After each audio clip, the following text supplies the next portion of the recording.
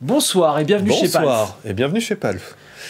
Pour cette dernière vidéo qu'on tourne aujourd'hui, non, Ouais. c'est pas la dernière vidéo de Palf, ne partez pas, n'ayez pas peur. Non mais d'aujourd'hui par contre, Voilà, parce que là, d'aujourd'hui. Ouais, on après, commence on à va- fatiguer. On va aller au bar, Thibaut, t'inquiète. On va Ok. comparer des simulations d'ampli format pédale.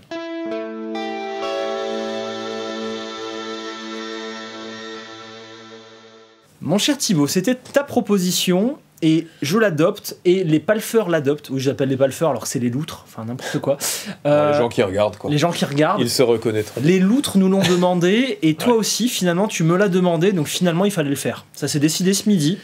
Ouais, mais je pense que ça va être un super comparatif parce que c'est vrai qu'aujourd'hui on est quand même de plus en plus nombreux à utiliser un ordi ou en tout cas à plus forcément pouvoir ou vouloir trimballer son gros ampli partout. C'est ça. Moi le premier, pour toutes mes vidéos sur Guitar Plug and Play, j'utilise une solution de MP in a Box puisque moi je me sers depuis des années de Le Clean de chez Two Notes.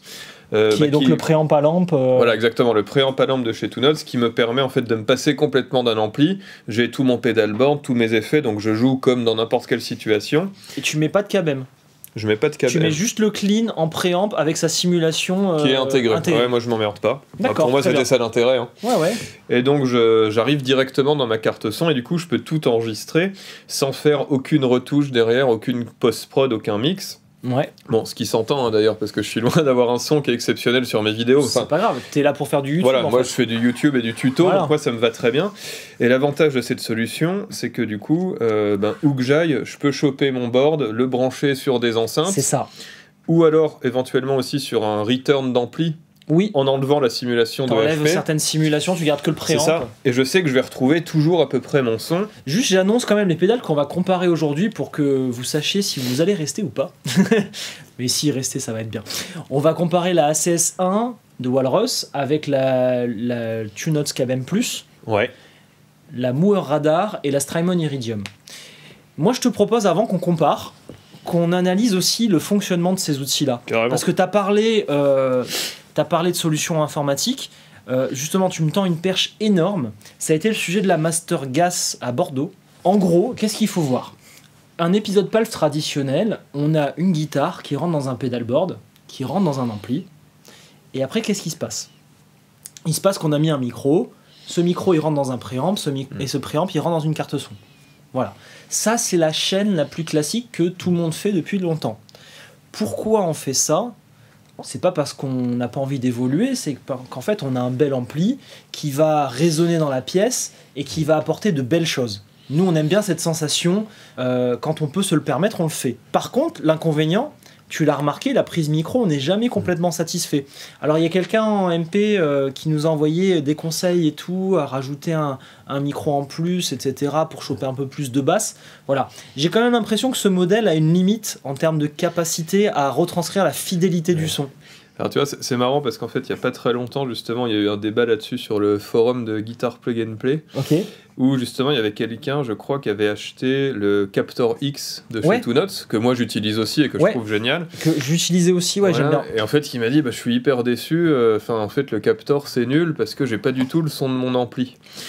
Et en fait, alors...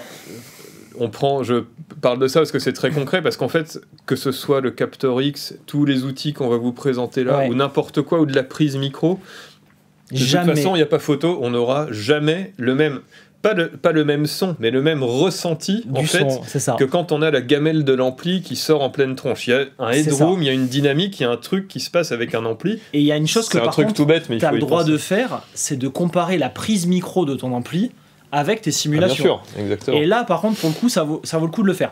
Alors, ça va pas être le sujet du jour. On peut peut-être dédier ça à une autre vidéo. Oui, t'as raison, c'est là explorer que les différentes on solutions. s'éparpille un peu, pardon. On sait pas. Non, mais t'inquiète. Ouais. Mais voilà.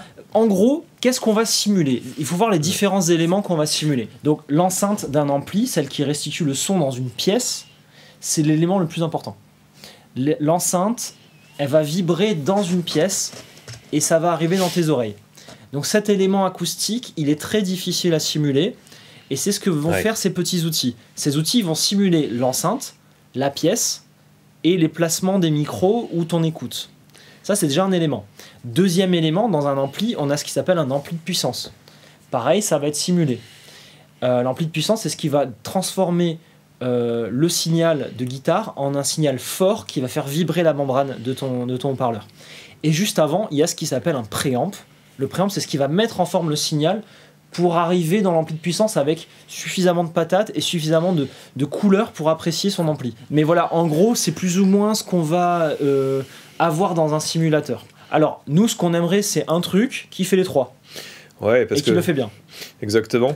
Parce que c'est là qu'on se rend compte que c'est un métier, hein, la prise de son. En gros, dans ce genre de truc, qu'est-ce que tu vas avoir? Tu vas avoir des solutions où c'est principalement la pédale qui te permet de régler. Tu en as d'autres où tu vas pouvoir connecter des logiciels. Moi, je suis comme toi, je déteste aller sur un ordinateur quand je fais de la musique. Mais ça, c'est vous qui prenez votre décision. Alors, on commence par la Walrus. Allez, c'est parti, je la connais pas du tout celle-ci. Alors, la Walrus ACS1, c'est ma petite chouchoute. J'utilise dans pas mal de salons. Si vous êtes venu justement au salon de Paris, le Paris Guitar Festival, on avait plein de pédalboards, on avait genre une douzaine de pédalboards déjà branchés avec des casques. Ok. Et je trouve que c'est la solution la plus sympa pour ce genre de contexte, d'avoir un pédalboard qui prend directement les pédales dedans et go. Ouais, parce que déjà, détail tout bête, j'imagine que ce sera aussi le cas sur les autres modèles, mais là je vois déjà qu'il y a une prise casque. Ouais. C'est con, mais ça veut dire que là, tu mets ça à la fin de ton pédalboard, tu peux jouer au casque sans rien. Tranquille. Mine de rien, c'est un détail qui a son importance. Ouais, ok. Ça, c'est ouf.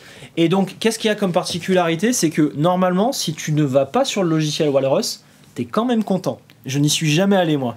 Ok, bon, bah, c'est cool. T'as un EQ 3 bandes, basse, médium, aigu. T'as un volume et un gain. Jusque-là, rien de méchant. On a un ampli. On a un ampli. Ouais. Et tu as ce qu'on appelle le room. Là, pour le coup, c'est un réglage qui est propre à la simulation. Ça va être en gros la réverbération de ta pièce. Naturel, en fait. Oui. Voilà, sans vouloir aller chercher l'effet réverb. C'est ça. La réverbération naturelle de ta pièce. Ensuite, tu sélectionnes 3 câbles. Tu sélectionnes si tu veux faire du mono, du stéréo. Parce qu'on peut bien sûr se brancher en stéréo. Et tu as 3 types d'ampli de puissance. Fullerton, c'est un Deluxe Reverb Blackface. Ouais. London, cool. C'est un Marshall Blues Breaker.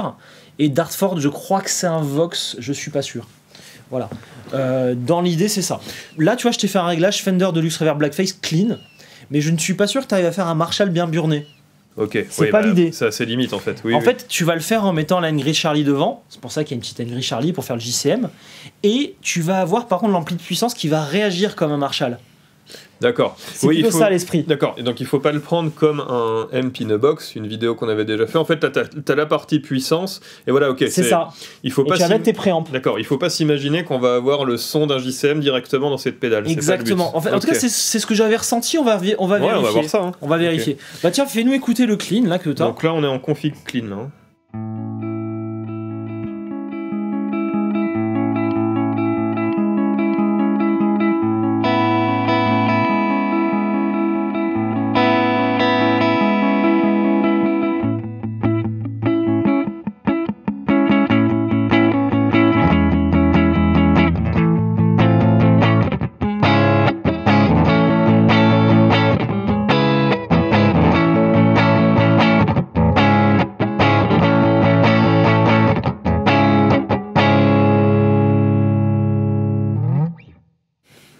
Bien. Voilà. Bon. Et là, ce qui est cool, c'est que pour une fois, on entend exactement ce que eux vont entendre sur YouTube. Oui, parce que là, pour le coup, on n'est pas. En fait, on a le retour, nous, directement sur les enceintes de monitoring. On n'a pas d'ampli. Donc là, en fait, entre ce qui part dans la. En fait, le son, là, part dans le logiciel d'enregistrement. C'est ça. Et pendant que ça enregistre, nous, on entend en direct. Mais en fait, là, il n'y a aucun traitement. Mais c'est quand même perturbant, parce que tu as vu, le son n'est plus du tout le même qu'avec un ampli. Hein. Bah, oui, et puis les enceintes sont plus loin, en plus. C'est ça. Bah, en fait, là, entre guillemets, on a, un rendu hi-fi. C'est-à-dire que là, c'est comme si, en jouant de la guitare, on avait déjà tout un signal traité de A à Z, ce qui n'est pas le cas dans un ampli, où forcément on a plus ce sentiment de dynamique et de punch. Ouais. Mais en attendant, ça fait vraiment plateforme à effet en fait. Ce clean là, très passe-partout, il est quand même bien équilibré. Moi j'adore. Le basse et tout, ça passe hyper bien. Alors le préamp est pas mal, donc tu peux directement attaquer avec des pédales, genre on pourrait mettre une fuzz, mais je te conseille quand même de mettre par exemple une overdrive transparente. Ouais, pour aller venir mettre des fuzz, etc. Pour que tu rentres pas trop fort dans l'effet, sinon tu vas le saturer. Et saturer une entrée d'effets numériques, c'est toujours dégueulasse. Alors là, j'ai activé en cours de route la Savage pour avoir un petit crunch vite fait. Bah, c'était bien. C'était tranquille. Viens, on va essayer de le faire cruncher tout seul, puis après on lui met la N-Grid Charlie dedans. Ouais, comme ça c'est cool, on peut comparer ce que donne directement la pédale et quand on utilise des vraies belles pédales à côté. Okay. C'est ça. J'essaye comme ça en cours de route, vas-y.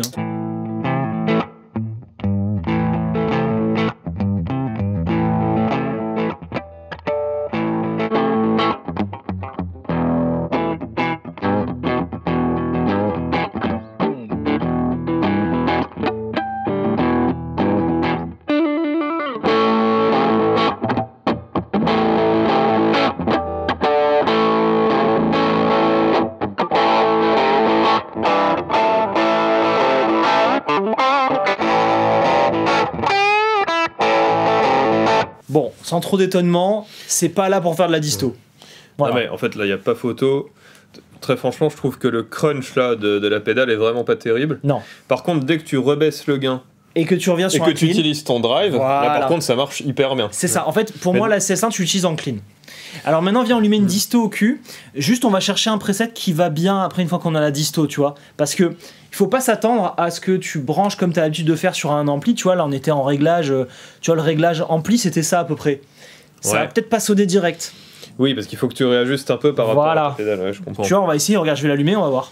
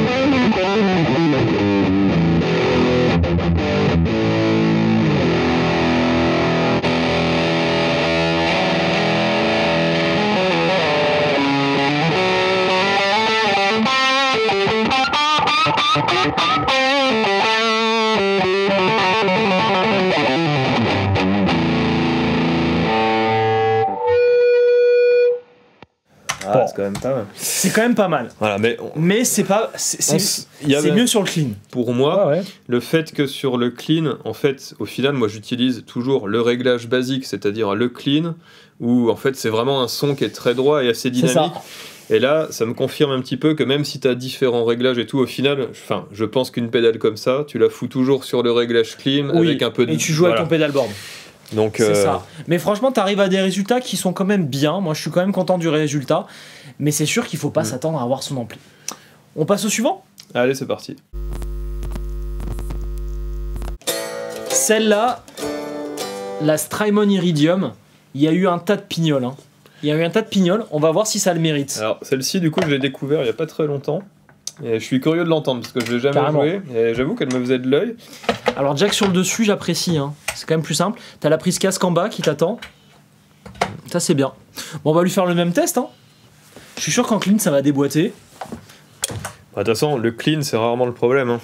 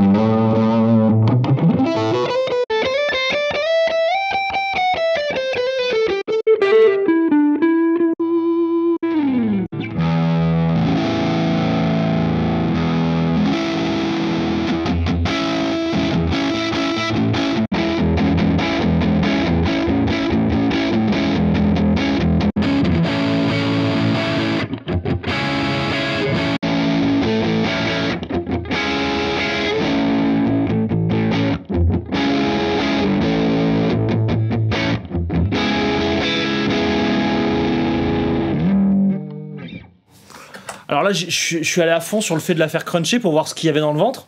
J'ai fini avec la Savage. Ouais. Ça, Là, on est ça parti. sature un peu plus. On est parti au feeling total en plus. Là, Ouais, parce qu'on total, on je la l'avait connais jamais pas. manipulé.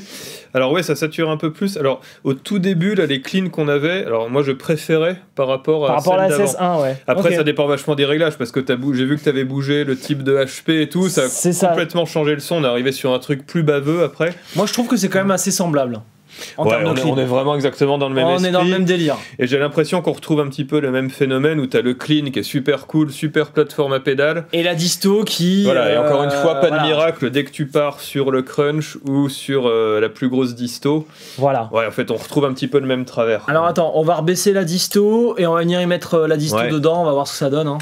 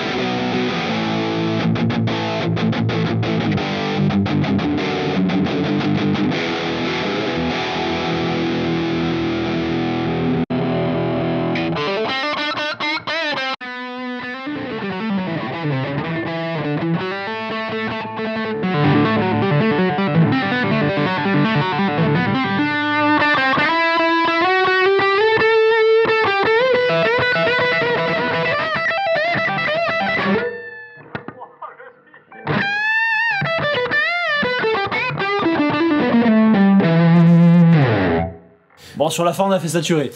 Ouais, ça a saturé, du coup le son n'est pas sorti de la guitare. J'ai pas compris ce qui s'est passé. Non, Thibaut, on l'a vu le pain, t'inquiète. Ouais, non mais en vrai. C'est mieux quand même. Ouais, non mais en fait, même constat que pour la CS, hein, franchement. Ouais, mais c'est quand même mieux. Mais Là, je pour trouve la que- disto. Ouais, pour la disto, il y a un côté un petit peu plus chaleureux. En fait, je Ouais. pense que c'est la simulation de cap que t'as mis là qui est pas mal. Ouais, c'est ça. Moi, j'ai quand même une petite préférence pour la Strymon. J'ai l'impression qu'elle est. Ouais, c'est ça, qu'elle a un côté un petit peu moins droit en fait que Ouais. l'autre. Je trouve, par rapport au réglage que t'as fait. C'est ça. En Pas fait, mal, pas mal. ouais, la CS1, peut-être que pour du métal, au final, elle est pas mal parce qu'elle a un son assez Après, droit, je sais pas. C'est un truc que j'ai pas eu le temps de raconter, c'est que Ouais. les deux, tu peux les brancher en USB à ton ordi et tu peux charger tous les câbles que tu veux. Donc finalement, Ah quand oui. tu commences à rentrer dans le délire, là je comprends que t'en aies qui prennent le temps d'aller se brancher en USB, parce que c'est vrai que les câbles, ils sont pas tous exploitables, ceux d'origine, je sais pas pourquoi ils te mettent ça. Moi j'en testerai d'autres. Alors chez Walrus, ils ont une sorte de marketplace où tu peux te connecter et charger des IR d'utilisateurs, etc.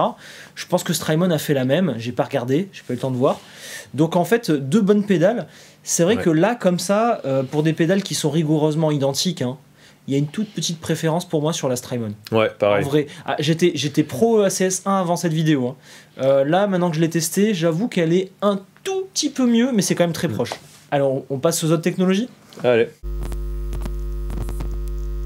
On vient de déballer le Torpedo KM+. Alors, Torpedo, c'est leur technologie chez TuneNotes. Ce sont donc des simulations de toute la chaîne, comme on vient de voir. Ouais. La différence que vous avez avec les deux autres pédales qu'on a testées avant, c'est que là, la volonté, c'est d'aller vers le numérique. Vraiment le numérique informatique. C'est-à-dire que tu peux te connecter en USB, aller sur les logiciels de TuneNotes et faire ton son sur mesure. Alors déjà de base, TuneNotes, il vous offre un logiciel, si vous n'avez pas d'argent à dépenser là-dedans, vous allez sur un logiciel qui s'appelle le Wall of Sounds. Vous avez déjà accès à tout plein de trucs comme le placement de micros, les préampes, les amplis, etc. Ouais, différentes enceintes aussi qui sont fournies. Voilà. Et après, bien sûr, si vous voulez des enceintes spécifiques, il faut les acheter. Voilà. Mais il y a déjà un logiciel gratuit. Ce logiciel est réutilisable pour le Torpedo KM+. Et en fait, ça vous permettra de mieux manipuler que là, ce qu'on Ouais. va faire.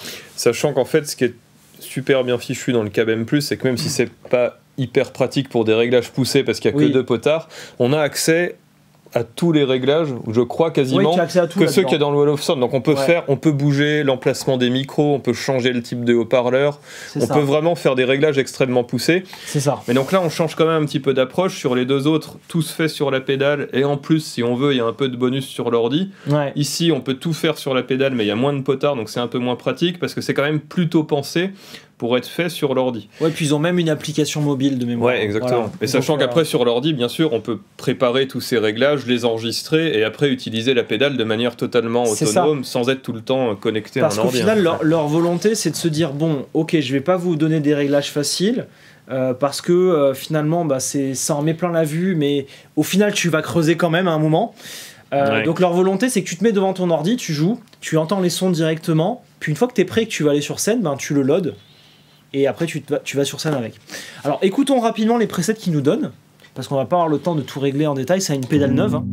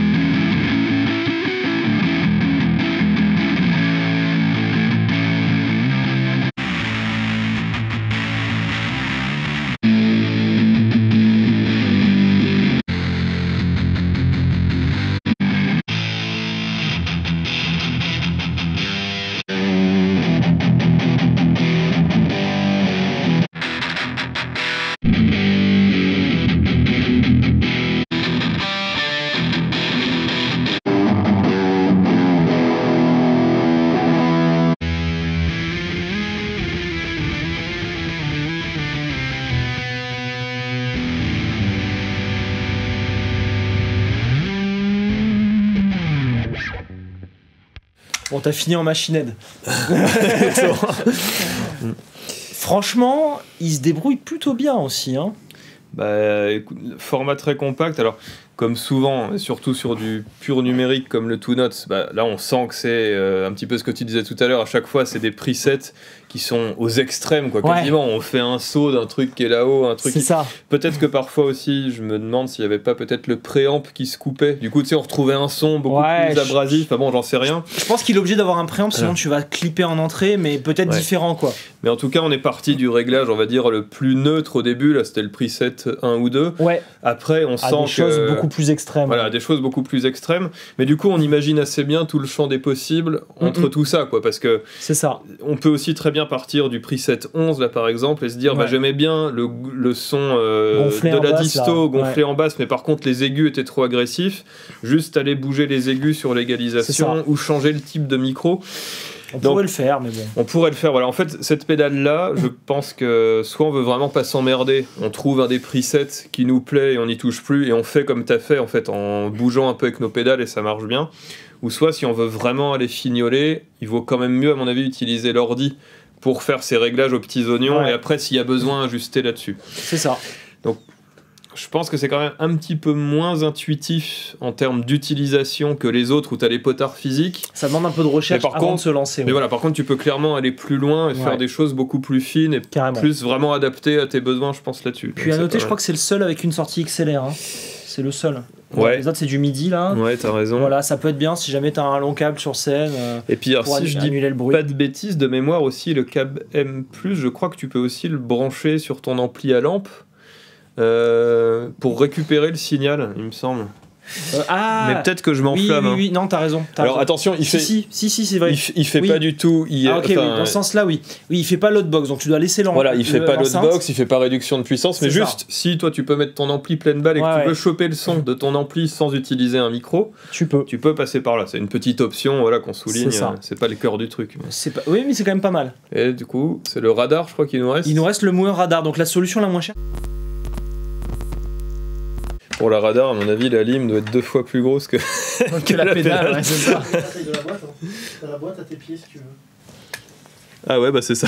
La boîte est énorme pour une pédale si petite. Ouais, du coup, on a la, la boîte de la Mais c'est radar. bien dans un comparo d'avoir une pédale pas chère, c'est important je pense, parce qu'il n'y a pas tout le monde qui a les moyens de se payer du boutique, et donc c'est important de tester ça et de voir s'il y a une vraie différence. Surtout que ça commence à être une technologie qui est plutôt bien démocratisée, donc à voir si on a vraiment quelque chose à ajouter en payant cher. Hop. Allez, c'est parti.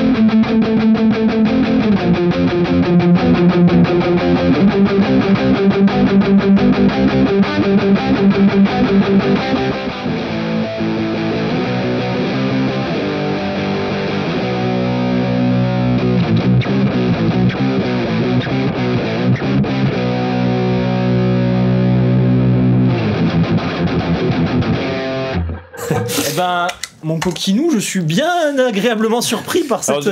J'ai eu très peur sur les premiers presets, parce qu'il y avait des trucs, c'était vraiment pas ouf. Ouais, mais... Le 16, là, franchement, il marche hyper bien. Je trouve ça mignon d'avoir le dessin du 4.12 clair, tu vois. Bah en fait, moi j'étais très sceptique en voyant la pédale, parce que l'écran est petit, c'est un mini format, mais franchement ils ont réussi à faire un truc qui est franchement, propre, hein. Ça reste bien lisible et tout. Ok. Donc puis là on y est vraiment allé comme des bourrins, quoi. On a rien réglé, c'était juste les presets. Par contre, il n'y a pas d'USB, c'est infernal à toucher. Ah si, il y a un USB. Bon, t'es foutu. Ils sont bons. Non mais honnêtement, oui, la Mooer, si t'as pas les moyens, c'est très, très bien. Après, il n'y a pas photo, moi je pense quand même, et encore heureux, que sur le Cab M, déjà c'est beaucoup plus travaillé en termes d'ergonomie, et puis je pense que tu peux quand même faire des réglages qui sont beaucoup plus fins. Mais par contre, franchement, vu le prix de la Mooer, enfin disons que quand tu vois le prix de cette pédale-là et à quoi on arrive sur ces modèles-là, où t'as beau... Enfin, ok, t'as plus de réglages physiques et tout, mais enfin, au bout d'un moment, ça trouve quand même que sur le clean, t'as pas 300 balles d'écart. T'avais quand même quelque chose d'agréable à toucher tes potards directement. Je te rejoins... Ça, je suis d'accord avec toi. 139 €, oui, très bien. Pourquoi pas le TuneNote si t'as les moyens, parce que le TuneNote quand même il te permet de brancher ton ampli, le préamp est sûrement mieux fait, mais c'est vrai et ils ont surtout 15 ans d'expérience dans le domaine, quoi. Voilà, c'est quand même pas négligeable. Mais ouais, la Mooer m'a bien surprise. Pour la disto, c'est la gagnante, quoi. Pour le clean, ce serait ça.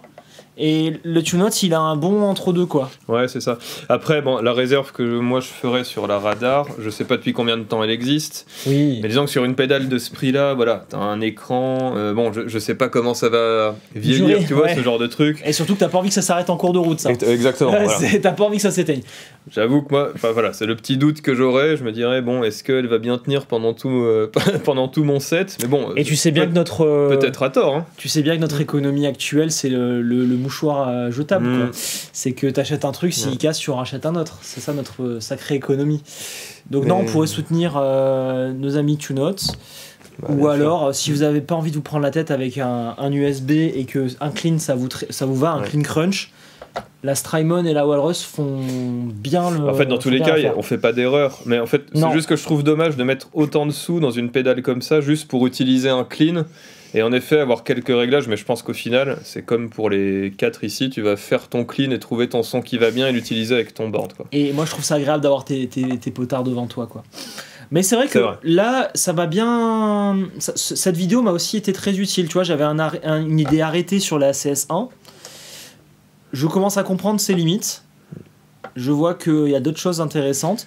La Iridium et la Walrus, pour moi, c'est la même chose. Ouais. Quoi, à quelque chose Puis bon, près. après, voilà, faut aussi un peu nuancer dans le sens où là, on y est vraiment allé Ouais, comme rapidos. des bourrins, on n'a pas beaucoup d'effets, voilà, on n'a pas vraiment creusé non plus chacune des pédales. Mais en même temps, c'est comme ça qu'on peut comparer. S'il C'est faut ça. passer 5 heures pour obtenir un son cool sur un effet, c'est pas, C'est pas forcément de le truc. Alors je vous proposerais bien toutes les pédales, mais on l'a déjà fait plusieurs fois.